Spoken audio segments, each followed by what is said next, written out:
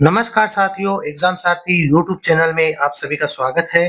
दोस्तों, इस वीडियो में हम बात करने वाले हैं राजस्थान कर्मचारी चयन बोर्ड की आने वाली भर्तियां या जिन भर्तियों के आवेदन चल रहे हैं उनको लेकर के बड़ी जो समस्या सामने आ रही है अभ्यर्थियों के लिए, वो ये है कि एसएसओ पोर्टल पर अब किसी भी फॉर्म के लिए अप्लाई करने के लिए, किसी भी भर्ती में अप्लाई करने के लिए ओटीआर अपडेट मांग रहा है, जिसमें डॉक्यूमेंट्स जो हैं वो अपलोड करने पड़ रहे हैं।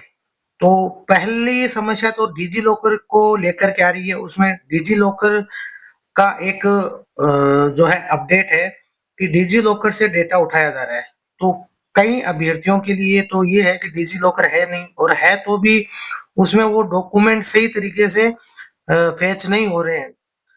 अलग-अलग समस्याएं डिजी लॉकर को लेकर के आ रही है। तो वहीं कई अभ्यर्थियों ने, जिन्होंने 2014 से पहले 10th या 12th करी है, उनके डिजी लॉकर के माध्यम से कोई डॉक्यूमेंट फेच ही नहीं हो रहे हैं। तो इसको लेकर के बहुत सारी समस्याएं आ रही है। इसके बाद में एक बड़ी समस्या ये आ रही है कि मैनुअली भी अगर डॉक्यूमेंट अपलोड कर रहे हैं, तो जो उसमें साइज बताई है, जो स्कैन की क्वालिटी बताई है, अच्छे से अच्छे स्कैन, अच्छे से अच्छी क्वालिटी में डॉक्यूमेंट अपलोड करने की भी कोशिश अगर की जाती है, तो भी वो अपलोड नहीं हो रहे हैं। या तो सर्वर एरर दिखा रहे हैं, या उसमें दिखा रहे हैं कि आपके डॉक्यूमेंट क्लियर नहीं है। चाहे आप खुद से कंप्यूटर पीसी पे कर रहे हो, लैपटॉप पे कर रहे हो, या ई मित्र के पास जाके कर रहे हो। तो ये सब जगह समस्या आ रही है। ऐसा नहीं है किसी एक जगह या एक दो व्यक्ति की समस्या है, ये हर जिले में, हर एक अलग अलग डिस्ट्रिक्ट के जो कैंडिडेट्स हैं, उनके ये समस्या देखने को मिल रही है। हजारों कैंडिडेट जो है, अब अंतिम तारीख नजदीक है, खासतौर पर फॉरेस्टर एग्जाम की और एलडीसी एग्जाम की जैसे जैसे लास्ट डेट नजदीक आ रही है, अभ्यर्थियों में काफी ये एक जो है चिंता का विषय बन गया है कि कैसे अब डॉक्यूमेंट अपडेट करें। आप खुद देख सकते हो कि अब न्यूज में भी ये खबर आ गई है कि कोई भी भर्ती प्रक्रिया में तो 2014 से पहले वाले डॉक्यूमेंट अपलोड हो ही नहीं पा रहे हैं, और जो ऑप्शंस आ रहे हैं अपलोड करने के, वहां पर टेक्निकल एरर या सर्वर एरर दिखा रहा है। इसी तरीके से बहुत सारे कैंडिडेट्स की यहाँ पे भी न्यूज के माध्यम से बताया है, जैसे कि 3 दिन से लगातार ई मित्र केंद्र जा करके वो आवेदन कर रही है, लेकिन महिला सुपरवाइजर का आवेदन नहीं भर पा रहे हैं। डिजी लॉकर 2014 के पूर्व के अभ्यर्थी को डॉक्यूमेंट नहीं ले रहा है, और मैंने 2008 में 10वीं उत्तीर्ण की थी, पात्र होने के बावजूद आवेदन नहीं कर पा रहे हैं। तो दोस्तों, अब जहाँ पर मैनुअली भी अगर डेटा अपडेट करते हैं, तो यहाँ नीचे आप देख सकते हो कि एक आता है सर्वर एरर। दूसरा, इसमें सबसे बड़ी समस्या ये है कि कास्ट सर्टिफिकेट, डोमिसाइल सर्टिफिकेट के नंबर ये मांग रहे हैं, लेकिन अपलोड नहीं हो पा रहे हैं। बर्थ सर्टिफिकेट एक नया जोड़ दिया है। जो बर्थ सर्टिफिकेट है वो पिछले कुछ 10-15 सालों में बनने स्टार्ट हुए। उससे पहले लोगों के बर्थ सर्टिफिकेट नहीं बनते थे, उसकी जगह 10th की मार्कशीट मान्य होती थी। लेकिन यहाँ पर बर्थ सर्टिफिकेट का ये जो बाध्यता डाल दी गई है कि ये फिल किए बिना आप आगे प्रोसीड ही नहीं कर सकते फॉर्म अप्लाई करने के लिए।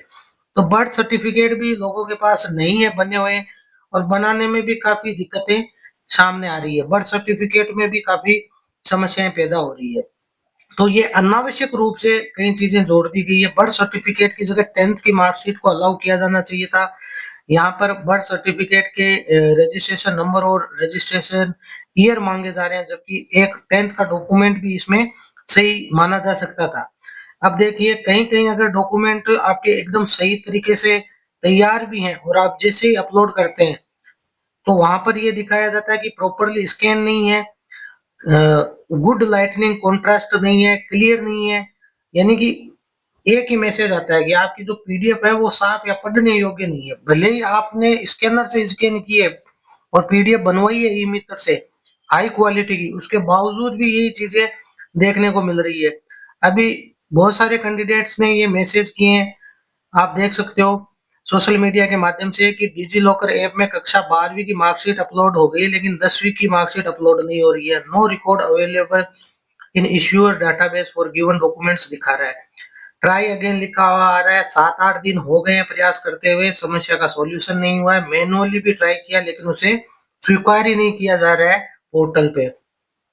अब देखिए इसी तरीके से एक कैंडिडेट ने और कहा है कि एसआई सेकंड ग्रेड के फॉर्म में बीएड वगैरह या ईडब्ल्यूएस श्रेणी से भरे थे, तो इनके भी ओटीआर में दिक्कत आ रही है डॉक्यूमेंट्स अपलोड को लेकर के। अब एक कैंडिडेट जिसने ये कहा है कि फॉर्म नहीं भरा गया है, इसके जिम्मेदार आप होंगे, ये आलोक राज जी को मैसेज किया गया है ट्विटर पर। इसी तरीके से और कैंडिडेट्स ने भी ट्वीट किए हैं।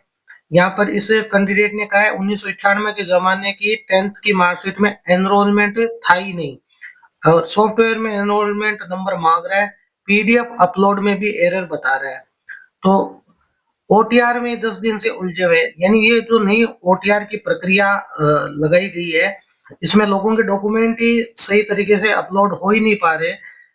डॉक्यूमेंट्स में कोई कमी नहीं है, नेटवर्क में कोई कमी नहीं है, लेकिन पोर्टल में कमी है, जिसके चलते बहुत सारे कैंडिडेट्स को ये समस्या देखने को मिल रही है। यहाँ पर भी आप देख रहे हैं कि रोज रोज यहाँ पर ओटीआर के अंतर्गत डालने की कोशिश कर रहे हैं डॉक्यूमेंट्स, लेकिन ये डॉक्यूमेंट्स को अलाउ ही नहीं कर रहा है या एरर शो कर देता है।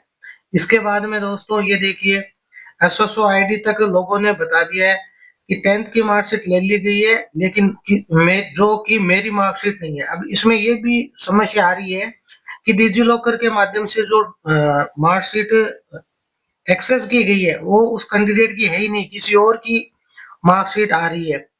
तो ऐसी समस्या भी देखने को मिल रही है। और ये पीडीएफ नहीं अपलोड होने वाली समस्या तो सबसे ज्यादा है सर्वर एरर की। इसी तरीके से बहुत सारी चीजें जो अपनी अपनी समस्याएं लिख रहे हैं कि उसमें टाइपिंग में भी जो है, अगर हिंदी में लिखने के लिए बताया जा रहा है तो उसमें टाइपिंग भी नहीं हो पा रही है सही तरीके से, शब्द अलग लिखे हुए आ रहे हैं। इसके अलावा कहीं अलग मार्कशीट अपलोड हो गई है और उसे चेंज करना चाहते हैं तो उसका भी ऑप्शन नहीं आ रहा है। और ये वाली समस्या सबसे ज्यादा आ रही है कि पीडीएफ जो है उसको क्लियर नहीं बता रहा है, भले ही आपने कहीं से भी अच्छे से अच्छे क्वालिटी के स्कैनर से स्कैन करवाया हो ई मित्र से, उसके बावजूद अच्छे नेटवर्क इंटरनेट कनेक्शन के बावजूद ये पीडीएफ अपलोड नहीं हो पा रही है। जो मात्र 400 केबी से कम की होती है वो पीडीएफ भी अपलोड नहीं हो रही है। अपलोड एक बार हो जाती है तो दूसरी बार में फिर एरर दिखा देता है, सर्वर एरर दिखा देता है। तो इस तरीके से ये सारी समस्याएं कैंडिडेट्स ने रखी है। अब इसके लिए सॉल्यूशन क्या है? आलोक राज जी को ट्वीट करने से या बोर्ड के जो ईमेल दिया हुआ है उसमें हेल्प के लिए, उस पे ईमेल करने से कोई रिप्लाई आता नहीं है, वो कुछ काम कर नहीं रहा। और बोर्ड के जो कर्मचारी हैं या जो आलोक राज जी है वो कुछ रिप्लाई देते नहीं है, वो तो अपनी भाषा बोल रहे हैं कि ऐसे कर लो वैसे कर लो, सुविधा कर दी है, ऐसे हो जाएंगे डॉक्यूमेंट डिजी लॉकर से ऑटोमेटिक हो जाएंगे, मैनुअली भी कर सकते हो। अरे भैया मैनुअली कर सकते हैं लेकिन उसमें हो नहीं रहा है ना मैनुअली, आपके कहने से मैनुअली थोड़ी हो जाता है। आपने तो एक सॉफ्टवेयर डाल दिया, अब उसमें अपलोड हो रहा है कि नहीं हो रहा है वो आपने चेक ही नहीं किया, बस एक सॉफ्टवेयर बना के डाल दिया कि मैनुअली भी डाल सकते हैं पीडीएफ। तो ऐसा नहीं होता है। एक तो आपने अनाप शनाप डॉक्यूमेंटेशन मांग लिए, जो कि अगर डीवी होता है, कोई डीवी कराता है उसी समय भी मांगे जा सकते हैं। जबरदस्ती एप्लीकेशन फॉर्म फिल करने के लिए भी डॉक्यूमेंट्स की ये जो बाध्यता है, ये एक तरीके से पहली बात तो असंवैधानिक तरीका है कि आप केवल एक कॉम्पिटिटिव एग्जाम में एप्लीकेशन लगाने के लिए इतने सारे डॉक्यूमेंट्स मांग रहे हो, तो ये अपने आप में एक असंवैधानिक तरीका है। दूसरा, डॉक्यूमेंट्स अगर आप मांग रहे हो तो उसमें अपलोड करने की सुविधा सही होनी चाहिए। अब वो अपलोड नहीं हो पा रहे हैं आपके सर्वर की गलती की वजह से, तो उसमें स्टूडेंट्स की क्या गलती है? वो अगर लास्ट डेट तक अप्लाई नहीं कर पाए तो इसके लिए कौन जिम्मेदार होगा?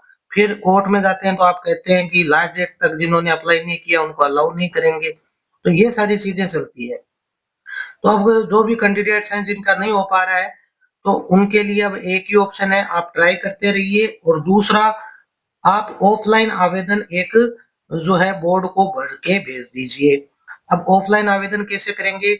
आरएसएम एसएसबी की जो वेबसाइट है उस पे एक फॉर्म का जो ब्लैंक फॉर्म का एक फॉर्मेट दिया हुआ है, उस फॉर्म को आप डाउनलोड करके प्रिंट आउट निकलवाइए और उस एप्लीकेशन फॉर्म को आप फिल कर दीजिए, वो सेम वैसा ही होता है जैसे एसएसओ आईडी में आप भरते हैं, वो सारी डिटेल भर दीजिए। साथ ही आप स्क्रीनशॉट ले लीजिए जहां पर एरर शो कर रहा है आपके एसएसओ पोर्टल पर, उसकी पूरे की आप जो है स्क्रीनशॉट लेकर के या उसका उसका जो प्रिंट आउट है वो निकलवा लीजिए, ठीक है। और इस ऑफलाइन आवेदन के साथ एक एप्लीकेशन लिख दीजिए कि आपके सर्वर में ऐसी ऐसी एरर आ रही है जिसकी वजह से मेरा आवेदन नहीं हो पा रहा है, इसलिए मैं ऑफलाइन आवेदन कर रहा हूं। तो ऑफलाइन एप्लीकेशन फॉर्म प्लस आपकी जो एरर आ रही है उनके स्क्रीनशॉट के प्रिंट आउट, और साथ में एक एप्लीकेशन अलग से जो बोर्ड के चेयरमैन के नाम, राजस्थान कर्मचारी चयन बोर्ड दुर्गापुरा जयपुर के नाम से, उनको स्पीड पोस्ट कर दीजिए या जाकर के जमा करा दीजिए। जाकर के जमा कराओगे तो वो शायद नहीं लेंगे, तो आप स्पीड पोस्ट कर दीजिए। और कोई जाकर के जमा कर भी लेते हैं तो वहां जाके जमा करवा दीजिए, और उनको बकायदा आप बोल दीजिए कि आपके सर्वर पे, आपके पोर्टल पे डॉक्यूमेंट अपलोड नहीं हो रहे हैं, तो हम फिजिकली डॉक्यूमेंट्स की जो है सारी कॉपी भेज रहे हैं। तो जो जो डॉक्यूमेंट्स मांगे जा रहे हैं, जैसे इसके अंदर आपका 10th का सर्टिफिकेट मांगा जा रहा है, उसका प्रिंट आउट, उसकी कॉपी आप जेरोक्स निकाल लीजिए इनके साथ भेजने के लिए। तो कौन कौन सी चीजें जो है वो ऑफलाइन आवेदन में आपको भेजनी है, और ये आप सबको अंतिम तारीख से पहले ही भेज देनी है। जैसे कि वन रक्षक के लिए आप अप्लाई कर रहे हो, उसकी तारीख 4 फरवरी है, तो उससे पहले ही, उससे 3 दिन पहले ही आप स्पीड पोस्ट कर दो, ताकि 4 फरवरी से पहले वहां तक पहुंच जाए बोर्ड के कार्यालय में। तो एक तो आपका एप्लीकेशन का जो ऑफलाइन फॉर्म है, जो कि बोर्ड की वेबसाइट पर आपको ब्लैंक फॉर्म का एक फॉर्मेट मिल जाएगा, उसको भर के उसका स्कैन करके, और इन सब की एक एक कॉपी आपको अपने पास रखनी है, ताकि आगे अगर कोई लीगल एक्शन लेना हो भर्ती में शामिल होने के लिए कोर्ट के माध्यम से, तो आप अपने प्रूफ रख सकें। तो एप्लीकेशन फॉर्म, उसकी कॉपी, ठीक है, हाँ कॉपी आप रख लेना, ओरिजिनल भेज देना। उसके अलावा एक एप्लीकेशन लिखनी है बोर्ड के चेयरमैन के नाम कि क्या क्या दिक्कतें आ रही है जिसकी वजह से आपका आवेदन नहीं हो पा रहा है, तो आप ऑफलाइन आवेदन स्वीकार करने की कृपा करें, ठीक है। एप्लीकेशन लिख दी। एक जो आपके एरर आ रहे हैं इनके स्क्रीनशॉट आप ले लीजिए और उनके प्रिंट आउट लेकर के वो भी साथ में अटैच कर दीजिए। इसके अलावा, इन सब के अलावा, एक आपकी 10th की मार्कशीट और वो जो सर्टिफिकेट 10th का वो साथ में लगा दीजिए। इसी तरीके से 12th की मार्कशीट और सर्टिफिकेट दोनों लगा दीजिए। इसके बाद में जो जो डॉक्यूमेंट्स ओटीआर में मांगे जा रहे हैं, अगर ग्रेजुएशन लेवल की है तो ग्रेजुएशन की मार्कशीट भी भेज सकते हैं, ग्रेजुएशन की मार्कशीट और सर्टिफिकेट। इसी तरीके से अगर आरएससीआईटी मांग रहा है तो आरएससीआईटी का भी जो है उसकी भी कॉपी भेज सकते हैं, या अन्य कोई सर्टिफिकेट है कंप्यूटर से संबंधित मांगा जा रहा है तो बर्थ सर्टिफिकेट की आप कॉपी निकाल करके भेज सकते हैं। और इसके अलावा जो भी डोमिसाइल मांगा जा रहा है, मूल निवास मांगा जा रहा है, उसकी कॉपी, जाति प्रमाण पत्र मांगा जा रहा है ईडब्ल्यूएस या नॉन क्रिमिलियर का, एससी एसटी का, तो वो भी आप उनकी कॉपी उसी लिफाफे में डाल करके बोर्ड को स्पीड पोस्ट कर दीजिए या जा करके फिजिकली जमा करवा दीजिए, और उसकी रसीद जरूर अपने पास रख ले एज ए प्रूफ कि आपने लास्ट तारीख से पहले अप्लाई कर दिया था। सर्वर की एरर की वजह से, पोर्टल में कमी की वजह से आपका फॉर्म ऑनलाइन सबमिट नहीं हो पाया, तो इसके लिए बोर्ड ही जिम्मेदार है, आप जिम्मेदार नहीं है। ताकि आपको इस भर्ती में शामिल करके और फिर आपके भी एडमिट कार्ड जारी किए जाए, आपको शामिल किया जाए। तो यही प्रक्रिया हो सकती है दोस्तों। और जो भी आप डॉक्यूमेंट जो स्पीड पोस्ट करो, उसकी एक फोटो खींच करके, दोस्तों ये तरीका भी आपको अपनाना है। स्क्रीन उसकी एक फोटो खींच के, जो भी आप स्पीड पोस्ट कर रहे हो उसकी फोटो खींच करके आप आलोक राज जी का जो ट्विटर है, आलोक राज जी का जो ट्विटर अकाउंट है, एक्स अकाउंट है, उस पर आप कमेंट सेक्शन में पोस्ट कर दीजिए कि मैंने फलाने एग्जाम का ये स्पीड पोस्ट ऑफलाइन आवेदन कर दिया है। इसी तरीके से अगर उनके आपके पास व्हाट्सएप के नंबर है तो उन व्हाट्सएप के नंबरों पे भी आप भेज सकते हैं। जैसे ही उनके पास 10 15 20 जैसे जाएंगे, फोटोज जाएंगे, इंफॉर्मेशन जाएगी, तो वो समझ जाएंगे कि क्या हो रहा है।